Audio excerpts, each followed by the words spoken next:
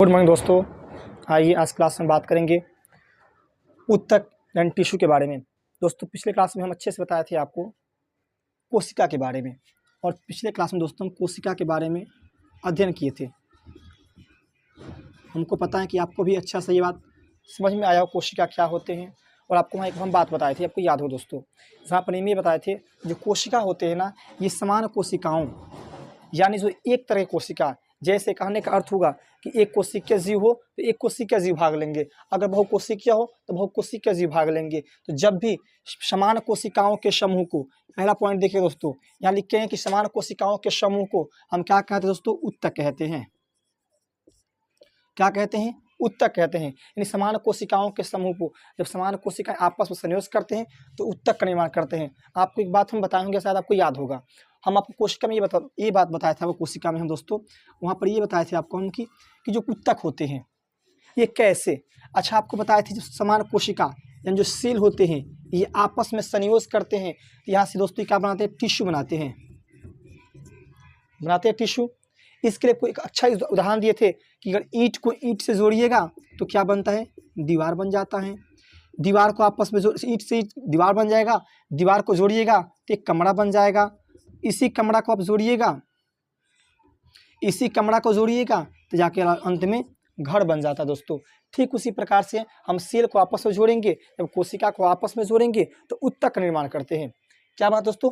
ऊतक अर्थात टिश्यू का निर्माण करते हैं। लेकिन टिश्यू आपस में संयोज करेंगे तो एक अंग का निर्माण करते हैं। जो अंग आपस में मिलेगा तो एक शरीर को बना देता है।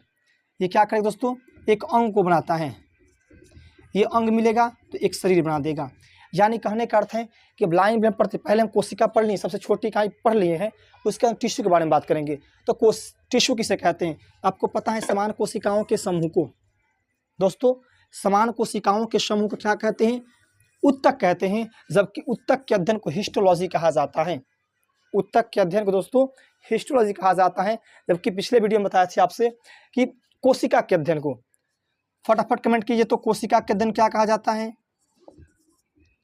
कोशिका के अध्ययन को क्या कहा जाता है? जबकि हम आपको बता दें ऊतक के अध्ययन को हिस्टोलॉजी, तो कोशिका के दोस्तों ये आपके लिए क्वेश्चन है, आप इसको कमेंट बॉक्स में लिखिए कि कोशिका के अध्ययन क्या कहते हैं। ठीक है दोस्तों, इसके बाद बात करें ऊतक का विकास। ऊतक का विकास सबसे पहले सीटेटा नामक जीव में, जिसे हम हाइड्रा जेलीफिश कहते हैं, इस जीव में सबसे पहले ऊतक को देखा गया था और इसका अध्ययन किया गया था। ऊतक को देखने का काम मालगिली किया था। कौन वैज्ञानिक दिखे थे दोस्तों? तो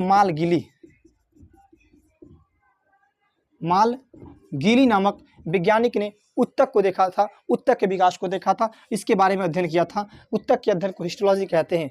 आज दोस्तों चलिए एक और क्वेश्चन आपके लिए कि ऊतक के विकास सीटेटा नामक जीव में हुआ था तो कोशिका का विकास कहाँ पे हुआ था? सर्वप्रथम कोशिका कहाँ देखा गया था? आप कमेंट बॉक्स में ये भी क्वेश्चन का उत्तर दीजिएगा। चलिए अब नंबर 3 की बात करते हैं। ये तो हो गया कोशिका का विकास। चलिए नंबर 4 में जो मांसपेशी में थकान होता है ना, ये लैक्टिक एसिड के कारण होता है दोस्तों। ये कई बार एग्जाम में क्वेश्चन पूछा जा चुका है कि मांसपेशी में थकान किसके कारण होता है? तो लैक्टिक एसिड के कारण होता है।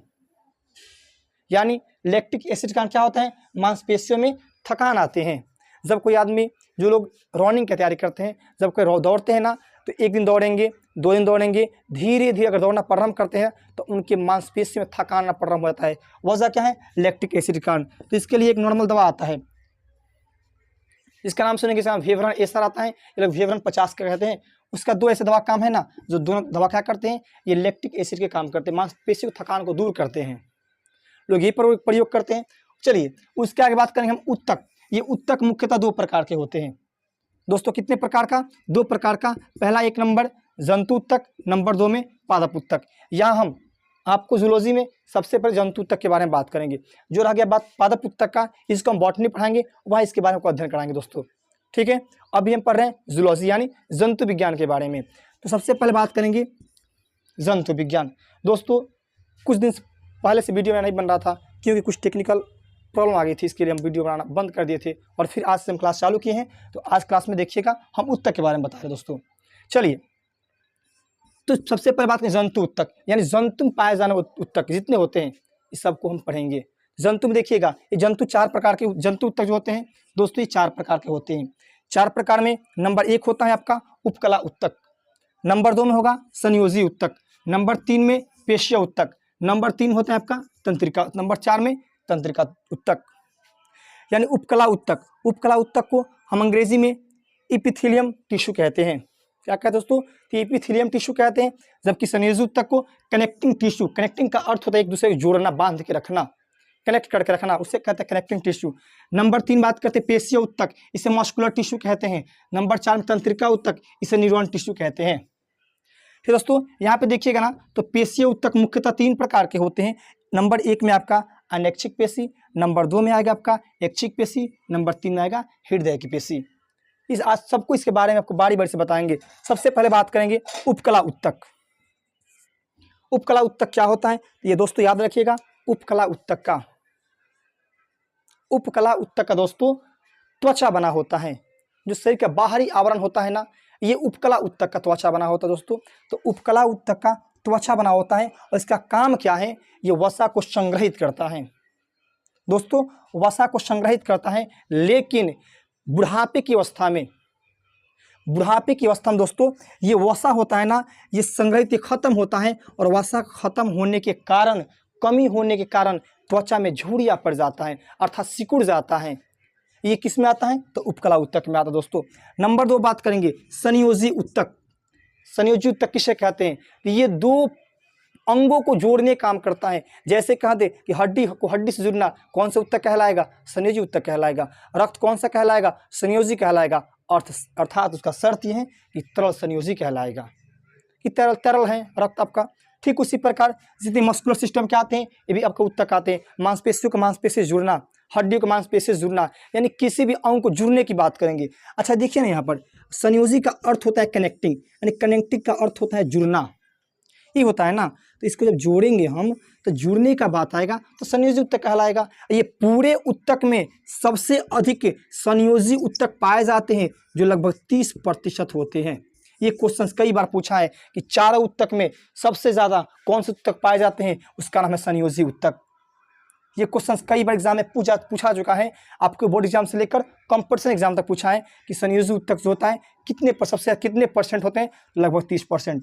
अगर 30% ना पूछे आपसे तो ये क्वेश्चन करता है कि सबसे ज़्यादा कौन से उत्तक पाए जाते हैं, तो इससे आपको पता होगा कौन सा उत्तक दोस्तों, तो संयोजी उत्तक।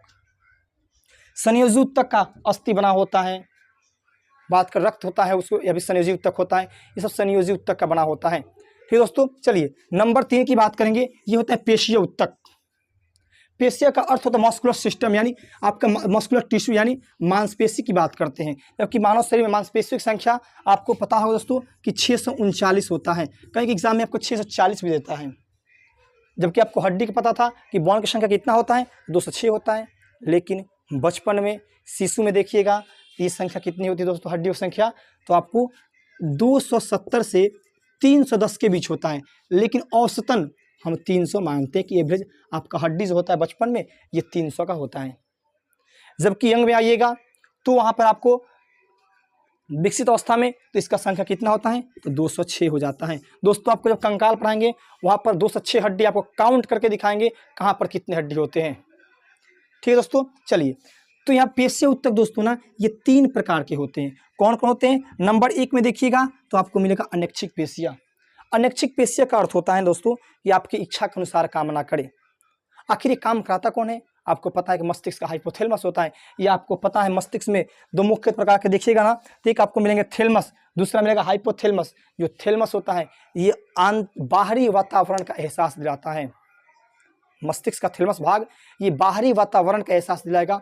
अब कहने का अर्थ ये होता है ना कि बाहरी वातावरण, बाहर का मौसम ठंडा है, हमें ठंडा एहसास हुआ, एहसास कौन दिलाएगा? थैलेमस दिलाएगा। बाहर से आपको कोई मारा, चोट लगा, आपको बाहरी आवरण एहसास हुआ, ये कौन दिखाएगा? तो थैलेमस दोस्तों। लेकिन हाइपोथैलेमस अंदरूनी होने वाली दिक्कतें, अब उससे एहसास कौन दिलाएगा? हाइपोथैलेमस। आपको भूख लग गया, एहसास हाइपोथैलेमस। प्यास लग गया, हाइपोथैलेमस। प्यार हो गया, हाइपोथैलेमस। घृणा हो गया, हाइपोथैलेमस। यानी जितनी आपकी अंदरूनी होने वाली घटनाओं की याद दिलाएगा, कौन दिलाएगा?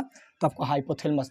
तो अब हाइपोथैलेमस आपकी इच्छा को दिखाएगा। तो हाइपोथैलेमस की इच्छा के अनुसार अगर आपकी मांसपेशियां काम ना करे उसे कहिएगा अनैच्छिक पेशियां।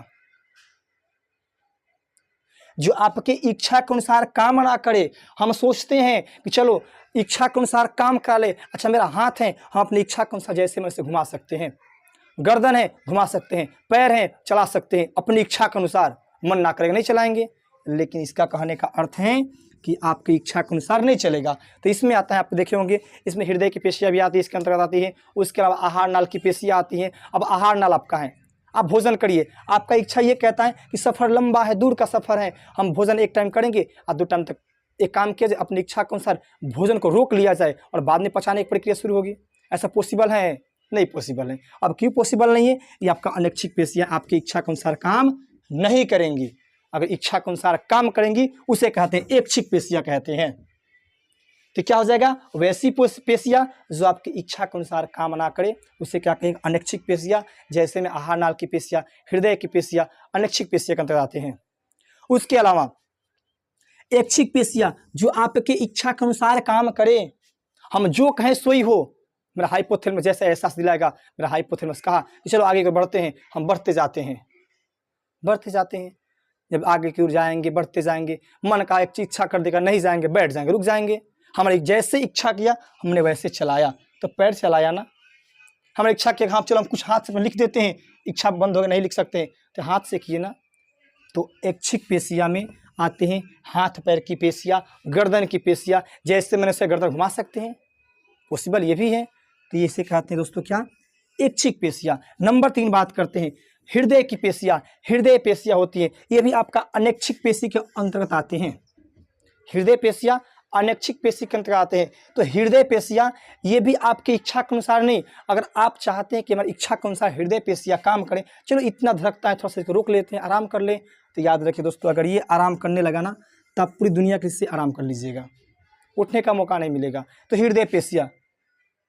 और ये तीनों पेशियाँ में सर्वाधिक कार्यशील कौन सी पेशियाँ होती है? क्वेश्चन हमेशा एग्जाम में पूछते रहता है कि तीनों पेशियाँ में सर्वाधिक कौन सी कार्यशील पेशियाँ होती हैं? वो होता है हृदय पेशियाँ। ये कभी रुकता ही नहीं है। अगर जब ये रुका आप रुक जाइएगा, दुनिया से खत्म हो जाइएगा। तो कभी रुकता नहीं है, लेकिन हाँ रुकता है। अब कब रुकता है दोस्तों? तो ये हृदय पेशियाँ दो धड़कनों के बीच जब धड़कता है ना तो उसके धड़कन के बीच रुकता है, और उस रुकने का समय 0.8 सेकेंड है। यानी 0.8 सेकेंड में हृदय एक बार धड़कता है। 0.8 सेकेंड में एक बार हृदय धड़कता है, जबकि आपको पता है कि 1 मिनट में 72 बार होता है हृदय की धड़कन होती है। एक मिनट में 72 बार। उसके अलावा कितने लोग नाड़ी दर नापते हैं, हाथ से धड़कन का पता लगाते हैं, हार्ट से पता लगाते हैं। तो अब नाड़ी दर का मापक दोस्तों ये 115 से 125 होता है 1 मिनट में। यानी इससे पता लगा सकते हैं कि आपका धड़कन कैसा है, किस रफ्तार से है। अब ये शर्त नहीं है कि 72 बार ही धड़केगा, ज़्यादा भी हो जाएगा। अब जैसे कब सोचिए, अब गर्मी का मौसम है, आप रात को छत पे सोए हैं और कोई छत पे ना हो, आपका एक नींद खुल जाए, रात का 12 बजे खुल जाए और आपको ऐसा एहसास हो कि कहीं दूर से कुछ आवाज़ सुनाई दे रहा है, और ऐसा एहसास फिर हो कि आवाज़ धीरे धीरे धीरे आपके करीब आ रहा है, तो आपकी धड़कन तेज़ हो जाएगी ना, धड़कन तेज़ हो जाएगी। अब यहाँ 72 बार से 80 हो सकता है, 85 90 तक जा सकता है, धड़कन बढ़ जाएगी। ये हृदय पेशियाँ में। और इस पेशियाँ दोस्तों को पता है कि आपको धड़कन ये 0.8 सेकेंड में इसकी आवाज़ कैसी होती है? तो हृदय की आवाज़ लब डब की होती है। कैसी दोस्तों? तो लब डब की आवाज़ इस हृदय पेशिया की होती है, लब डब। लेकिन इसमें किसी प्रकार की क्षति आ जाए इसकी आवाज़ मरमर की हो जाती है। अगर आपको यकीन ना हो तो डॉक्टर के पास आला होगा, आप अपने कान में लगाइएगा और ठीक अपने हृदय पर रखिएगा, इसकी आवाज़ को सुनने की कोशिश कीजिएगा, आवाज़ लब डब आएगी। तो तीनों पेशिया में सर्वाधिक कार्यशील आपका कौन होता है? हृदय पेशिया होती है दोस्तों। ये था आपके कुछ उत्तक के बारे में कुछ विशेष जानकारी। ठीक है दोस्तों, अब इसको बाद हम बात करेंगे। उत्तक पर हम क्या लाएंगे आपको दोस्तों? तो कंकाल के बारे में, अंग के बारे में पढ़ा जाएगा। कौन से क्या दोस्तों? अदा क्या बात पालक उत्तक का दोस्तों, तो ये बात हम आपको बॉटनी में पढ़ाएंगे, जूलॉजी में नहीं पढ़ाएंगे। ठीक दोस्तों, तो आज के लिए इतना काफ़ी है। मुझे विश्वास है कि आपकी बात सभी समझ में आया होगा। अगर समझ में आए तो कमेंट में लिखिएगा, और ना समझे जो दिक्कत है उसको लिखिएगा। पुनः अगले दिन इस बात को फिर समझाएंगे, तो आपको हम कंकाल के बारे में पढ़ाएंगे दोस्तों। ठीक दोस्तों, आज के लिए इतना काफ़ी है। फिर मिलेंगे एक नेक्स्ट वीडियो के साथ।